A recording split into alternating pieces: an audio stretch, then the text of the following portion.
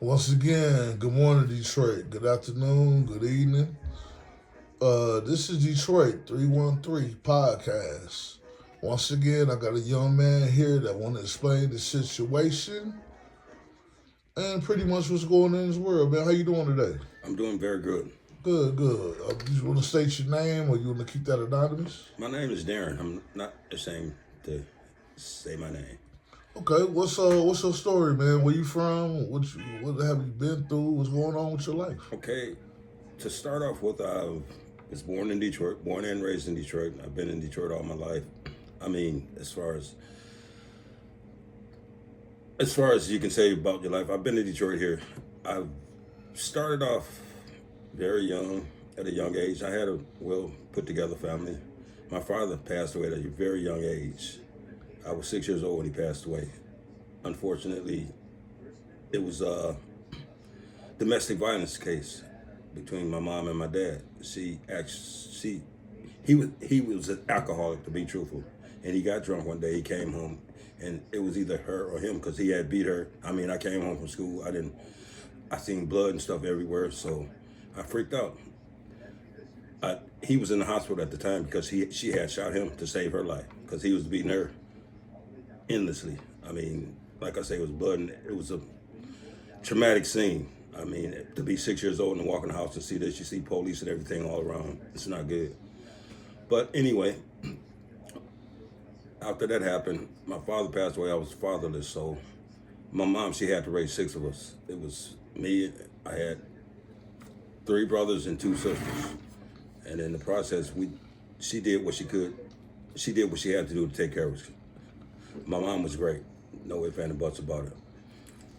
Like I said, she worked two jobs to do what she had to do to make sure we had everything we needed, which is a good thing. My mom, she was the best, bottom line. So, but anyway, as I got older, I mean, you go through things. I took the wrong route. I didn't do what I was supposed to do. I mean, I stayed in school, I graduated and did all that. In the process, I went to trade school. I became a mechanic. I got my master's auto and diesel license, which I was doing great. But I fell into hard times. I mean, I didn't fall into hard times. I did the wrong thing. Like I said, I started using drugs, drinking, and all that stuff, and it led to the wrong thing. I was really addicted for quite a while. I mean, How many years? I don't know. It had to be, I would say from about the age of 20 to the age of 32, 33. Oh, a long A time. long time. 15. I was Yeah. just doing drugs, drinking, whatever was wrong, I was doing it. What was the drug of your choice at that time? The drug of my choice was, I started off smoking weed. I ended up smoking 51s, which is crack cocaine mixed with weed. And from there, I eventually went straight to the crack pipe. Yeah, because I don't want to interrupt you because the story is very good and exclusive. What and you know what I've heard too, Darren.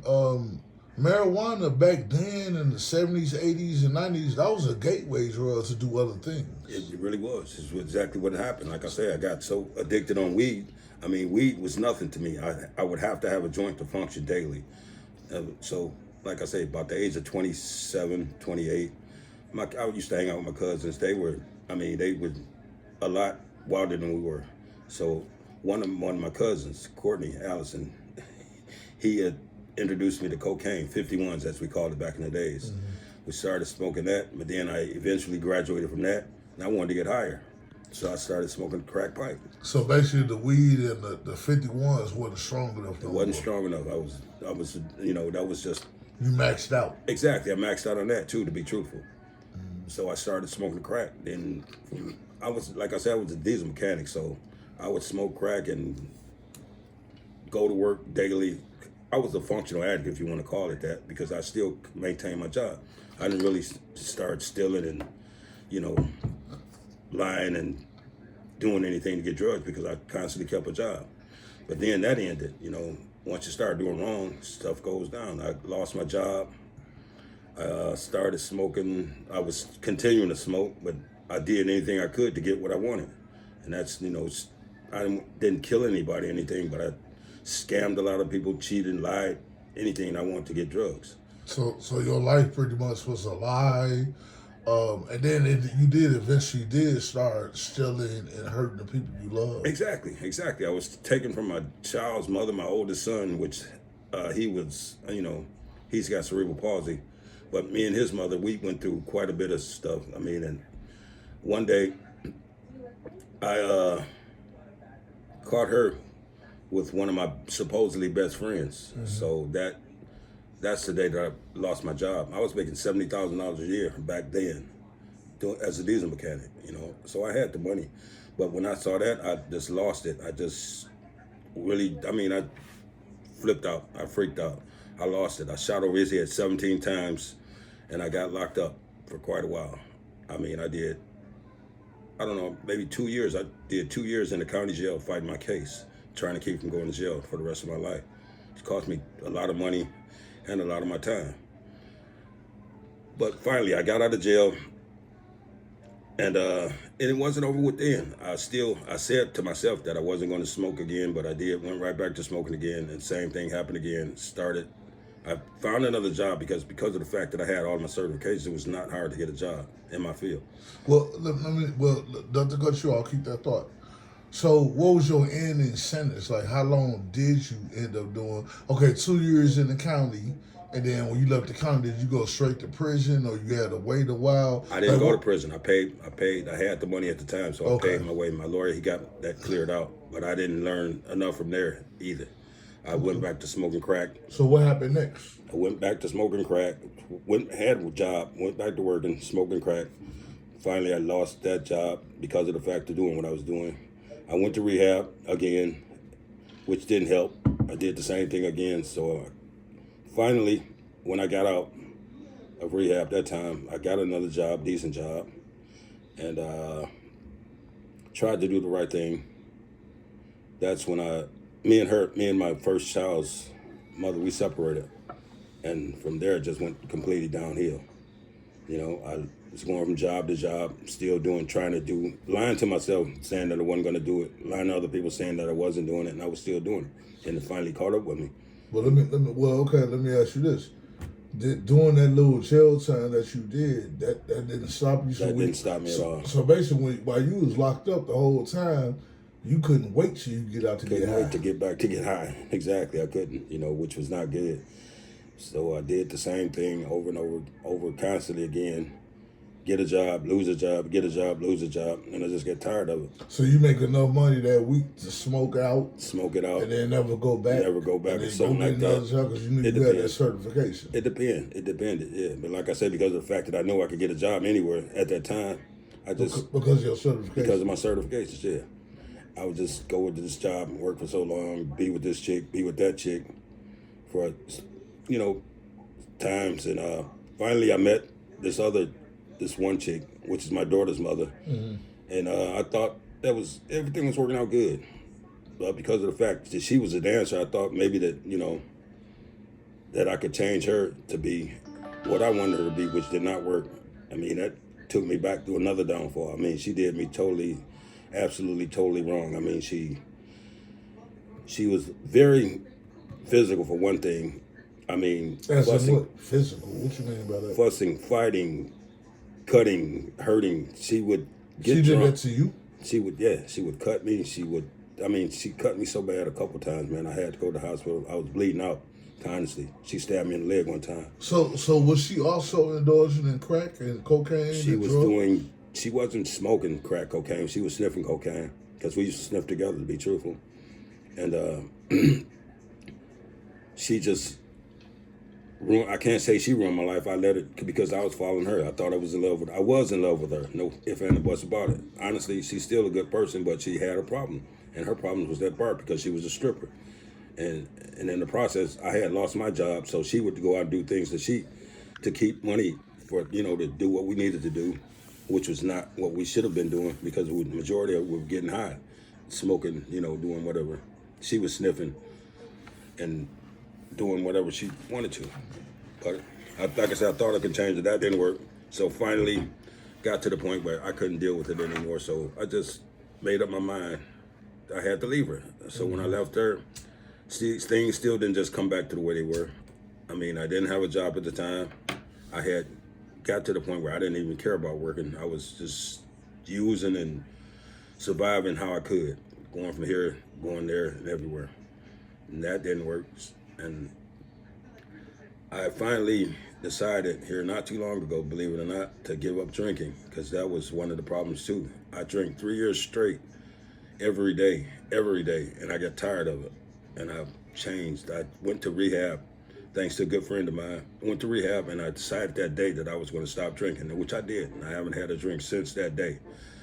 How long has this been? It's been like maybe 4 months now, 5 months. And everything's just completely turned around. I put my faith in God and trust and believe. I believed in God all along, but I just didn't show it. I just didn't really put my efforts forward as far as, really trusting and believing Him. And when I did that, my whole life changed, honestly. God is good, no matter what anybody says. God is good. If you trust and believe Him, He will help you. He will show you the way. Just trust and believe in God. So by doing so, my life has actually changed for the best. Believe it or not, finally, I can say that. So let me ask you this real quick, Mr. Darren. Man, bro, this kind of hit deep, man, a little bit. I mean, it's life. It's what you make it. Like I say, without God, we're nothing. You first and foremost have to trust in God, without a doubt. And He will help you if you believe in Him. Yes, sir. He will, without a doubt. So what you, man, I want to go back. I kind of want to, okay, well, you said some things I kind of want to, talk about. You decide, how hard was it to stop the alcohol? I mean, I know drugs is another, rehab, and I think, I'm not really sure. Drinking was... Is it the same thing? Is it worse than being on drugs? Is it the same thing? To a certain extent, it's worse. It's worse because I was drinking every day. It's a lot cheaper than getting high, if you want to know the truth. So drinking every day, like you wake up drinking? Wake up drinking, Actually, I was not like that, waking up drinking and going to sleep drinking, but every day I had to have a drink to just maintain. That's what I was saying, because I was living with my ex's sister and her father, which was not good because he had 5 kids, and every day it's a hassle. I mean, every day it was a hassle. Yeah. It's not this, not that. I mean, and it was just so much. That's the reason I was drinking every day. But like I say, not too long ago here, I decided myself, individually, that I don't want to drink anymore. And I went to that program for like 4 days. And the program, it's up to the individual themselves, like I say. The program, it really helped me because of the fact that I had made up my mind that I was not going to drink anymore after that day, because I was tired of it. Every day, constantly, every day, I had a drink for 3 years straight, living in... Ooh, if you only knew. Well, I don't know. I do a little research. I'm a journalist. That's my job. What I've heard about where you went, like, you don't have to say the name of that place or whatever, because we keep that. I don't do that. Right. I heard, because I know somebody that was in there with you. That's why we're doing this interview. Correct. And he told me that the same things, like you locked up in there in the rehab, the same things in the street goes on there. They in there drinking. They got weed in there. They got cigarettes. I think they allow y'all to smoke cigarettes. Everybody smokes cigarettes. That's one thing. Yeah, but you got, so how was you getting marijuana? Do you smoke marijuana? I don't smoke weed. Okay. I haven't smoked weed in over 10 years. People was in there doing that. And hold on, and the time that you spent in there, you was also indulged in drinking with people. Like, how did they get in there? I didn't indulge in drinking, but because of the fact of the way it was, once you started off, when you went to the rehab at first, you started off, they put you in what they call a detox. You're locked down for 24/7. You have smoke breaks and stuff like that, but that was cool there because of the fact you didn't have to worry about being in population. You went in your room, came out, did your smoke, watched TV, went back in your room. I did that for 4 days straight. But like I said, I had my mind made up when I went in there that I wasn't going to drink anymore. But on the 4th day, they put me in population, which was like being... Like prison? In prison, because you got drug heads, you got people, they allow you to go out. You got people going out to getting drugs, bringing them back in, selling them. They had people running the meetings that you were supposed to be in. They expect you to be in a meeting all day long from 8 o'clock that morning till 8 o'clock that night. But this meeting is being run by people who's doing drugs, people who are on drugs, people who are selling drugs in the place, which I couldn't stand. So I left. And thank God, like I say, because of the fact that I had my mind made up and wasn't going to drink anymore, I didn't. And I left that facility because it wasn't worth it. I didn't need it anymore. So basically, it wasn't the employees at the place doing this. It was other people. So you could leave. So just say, for instance, you want to see your family. Like, I want to go see my mama tomorrow. I could go for 2 or 3 hours, and then they got to bring you right back. Exactly. As long as you made it back before 8 o'clock, it's time to knock. Oh, so they don't check you when they you come in? They didn't check you when you come in. They supposedly, but some of them employees there were just as, They're like, I don't care. They don't. They had that mode. As long as they get their paycheck, they didn't care really. You know what I'm saying? So you come back in with a pound of weed or whatever. Nobody would know. Nobody would even know. You come in with 2 or 3, 4 pints of Vicodins or whatever, pints or whatever, man, you wanted to do. You could actually bring it and hide it and get it snuck into the building. So let me ask you this: how much do a pint go for in there? People have cash money in their pocket, or so basically, it's a rehab. It's a rehab, supposedly. So everybody got cash in their pocket.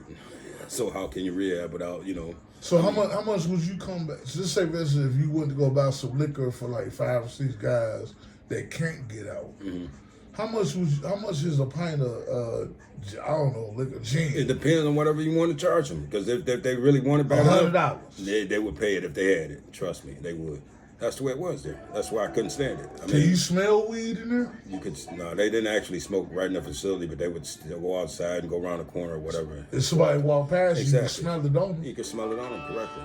Yeah. Wow. It's all about the system was set up as to where if you're not really into it for yourself, it ain't gonna do you no good because you can get anything you want out in there that you can't out in the streets. You know what I'm saying? So that's not good. So basically, you can say it.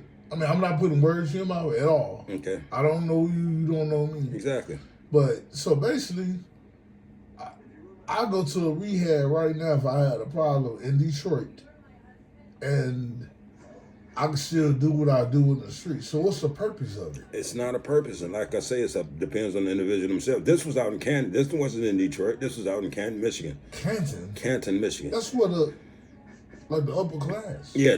Suburbs, if you want to call it that. Supposedly, it was mixed. It was Mexicans, blacks, whites. Everybody was in there. But if you weren't ready to do it yourself, it was a waste of your time. It was a waste of your time.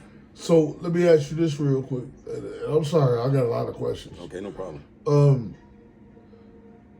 So why would you be there if you don't want help? Is it a homeless thing because you ain't got nowhere to go and you turn yourself in because you probably slapped your girl yesterday and you tired of it, but you're not really serious about it? Yes, it was a lot of people in there just for that reason because of the fuck they didn't want to go to jail. Or, jail reasons, like you did something, the job. A lot of people trying to save the job, so they have to show.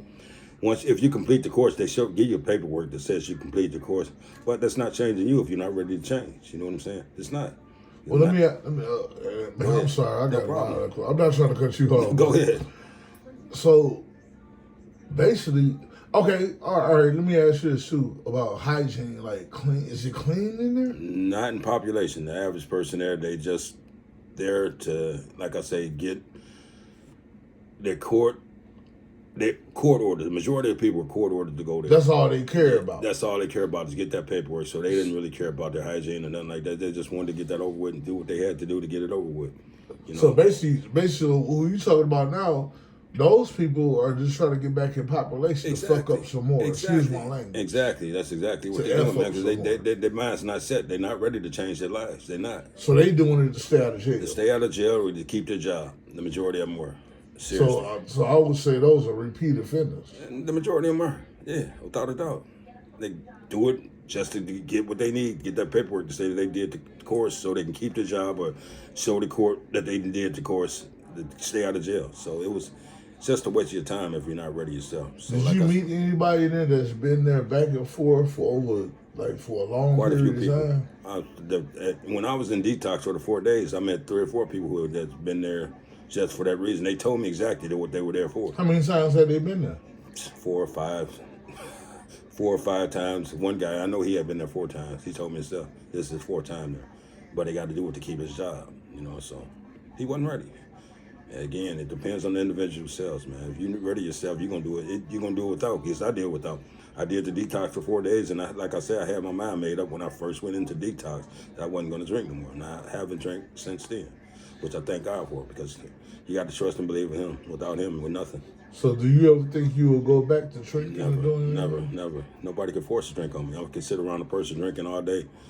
I've tested myself just to be around people who drink to see if I was going to drink. I'm not. That's not even in my mind anymore. I don't want to drink. My life is so much better without drinking. I get along with my daughter better. I mean, she hated it when I drank. And that's my life there. Mm-hmm. And I just had to do this for myself to know that I'm ready to change my life, which I was, like I say, if you lived in some of the places that I lived in the process of going through what I'm going through to get to where I'm at now, you wouldn't believe that I made it. But with the help of God, believing in Him, it can be done.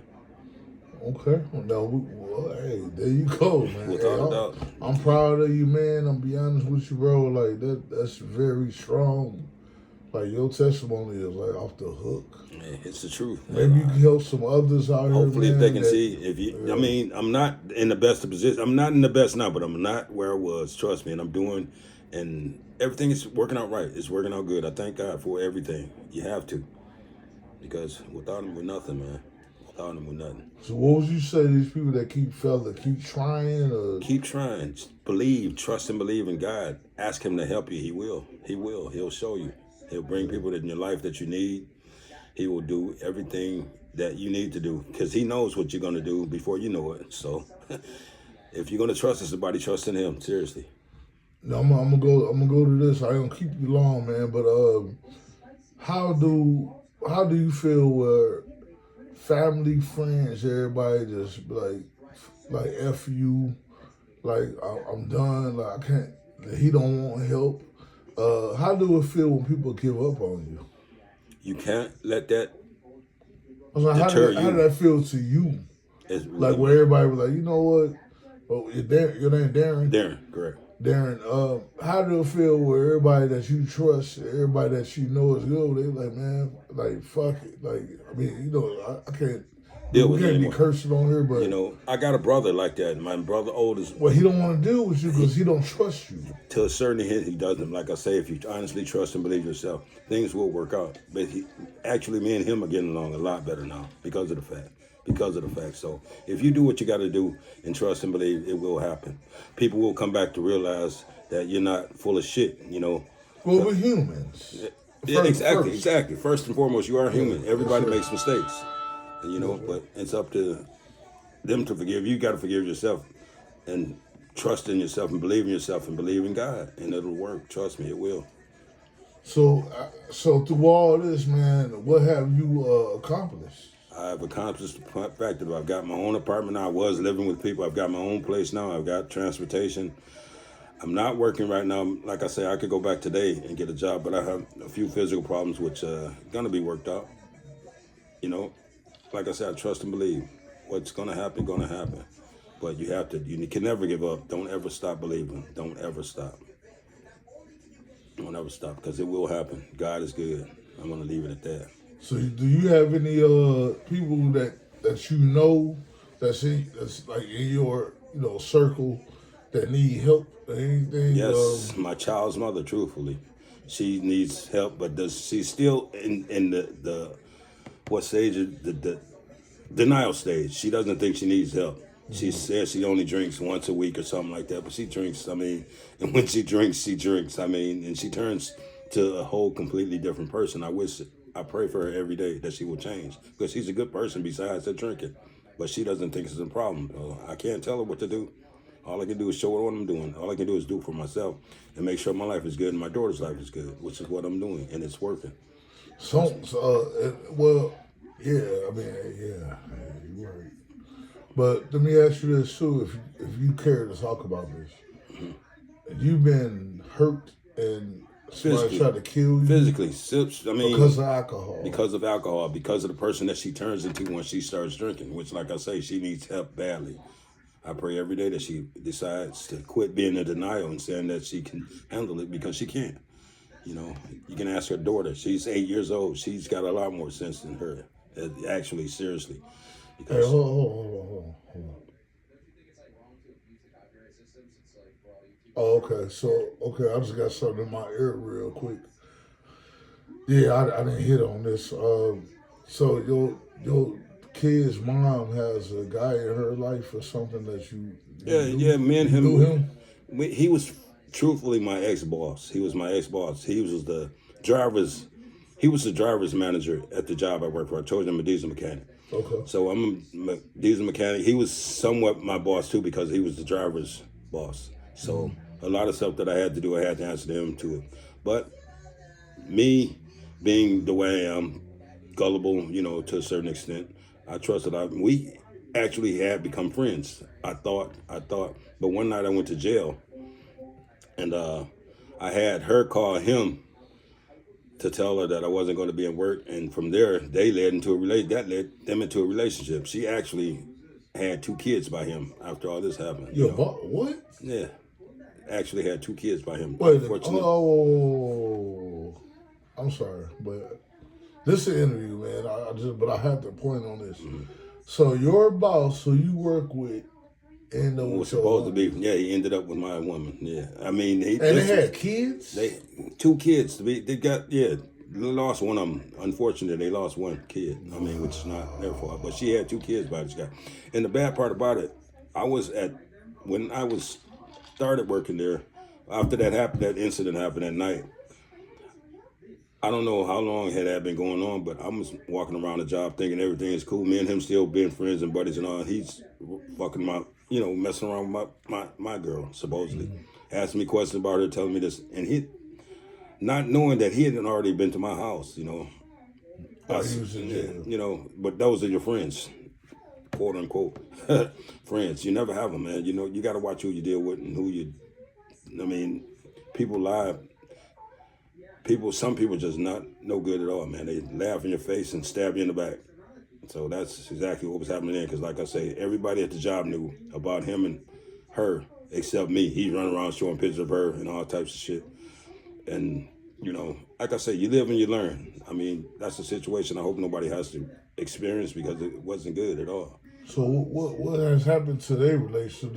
Are you still around them? Karma, I know everybody's heard the word karma. Karma is something else, because I was a person, I don't believe in hitting women unless they force me to the fact. But now she's going through it with him. Constantly beats her, calls her all types of names, treats her like shit, to be truthful. But apparently she loves you, because they're still together right now today, so. They say he tried to kill you. Oh yeah, me and him, we had a big incident.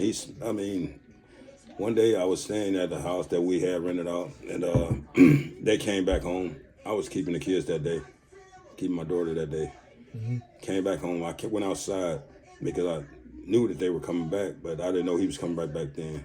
But I saw him. We had a few words. We had a few words before that. So, but I came outside this time. He caught me off guard. He actually caught me going towards my car, and he pinned me with his van in between my car and the van. Then got out and just beaten, broke my jaw, fractured my teeth. A lot of stuff. But like I say, what goes around comes around. He's not going. He ain't doing too cool himself right now. All that for a woman. For a woman that I thought I loved, that I thought she loved me. You know what I'm saying? Thoughts to deceive me sometimes, man. You go through it, you live and you learn. Cause hey, I don't hate anybody. I don't like the fact of what they did, how they did it. So we'll never be friends again. I got to deal with her now because of my daughter, and I got to deal with him because they're together. So, hey, it's life, man. You got to do it. You got to trust and believe in yourself too, though. First and foremost, you got to, because I can look back now and say it was, I don't know. Like I said, all I can do is pray for them now. That's all I can do. So, I got one question. What would you tell people out here? Like, give a good strong message, man. What would you tell people out here that we're in Detroit, man? This Detroit struggling, and You know, everybody's struggling. Everybody got their own things in the city of Detroit, Michigan. What would you tell these young folks out here, man? Because I know you see that's going to hell. You know what I'm saying? Like, what would you tell these people out here, man? Like keep struggling, keep going, or stop what you're doing. Or, like, what's your advice, man? Some of these young folks. If you first and foremost believe in yourself, do what you have to do. If you're doing wrong, you know you're doing wrong. Quit lying to yourself. Don't lie to yourself, because when you lie to yourself, I mean, that's just defeating the purpose. You got to bunker down and accept the fact that you have a problem. Right. Once you do that, you can move on. Accept it and defeat the problem. Trust in God first and foremost, because He'll help you, whatever you need to do. Yeah. Trust in Him, He'll do it. Yeah. That's what I'm saying. You got to trust, you got to believe, and you got to believe in yourself first and foremost. Don't worry about what anybody says about you. What have you done in your past? It's got nothing to do with what's ahead in the future. If you're still around, you're here for a reason, trust me. So just do what you got to do. Stop doing the wrong things and do the right things. It's easier said than done, but have faith and trust. It'll happen. All right, man. Well, hey, I'll tell you this, Mr. Darren. I want to thank you so much, man. Welcome to the Detroit 313 podcast. I appreciate it, man. I appreciate being here. I hope what I'm saying, you're telling everyone will just give it a thought. I mean, like I said, you can do what you want to do, what you have to do. Yes, sir. You can. Just believe. If you go through what you've been through, then trust me. Anybody can do it. Anybody can do it. It's not hard. It's not hard. Once you put your mind to it, you can do it. Yeah, what we call it back in the day, self-help or healing. Yes, self-healing. You gotta love yourself first and foremost. See, I like to say it. I ain't trying to be in the interview. I'm doing it. I'm the interviewer, but my grandmother always told me, the human body is a wonderful the mind tool. It's a tool. Yes, it is. Your mind. Your mind is the if best you thing. Fix yourself, you can repair yourself. Yes. You repair yourself. Exactly. From what you used to be, and now you look at yourself. You're happy to look in the mirror and see yourself. Man, look what I did. You know, and you're gonna feel good about it too. I've actually known people that they smoke crack for. How long did I tell you I smoked? I know people smoked for 20, 30 years since the 80s and just stopped. Like, I don't want that no more. I'm done. You know what I'm saying? Stuff like that. It can be done. Yeah. It can be done. If you honestly believe it and you get tired of doing what you're doing, being in the situation that you're in, you will do it, trust me. The robber get tired of robbing. Exactly. Huh? Exactly. All right, man. I want to thank you, man, for coming to Detroit 313 podcast, bro. I appreciate it. Hey, man. Tell them where you at. Detroit 313 podcast. Detroit 313 live. The podcast. The podcast, guys. That's what's up, man. All right. Hey, man, I love you, man. Hey, you too, I will bring you back on my channel, man. Yeah, man. Let's get it, man. Like I say, see if we can help some more people. Yes, sir.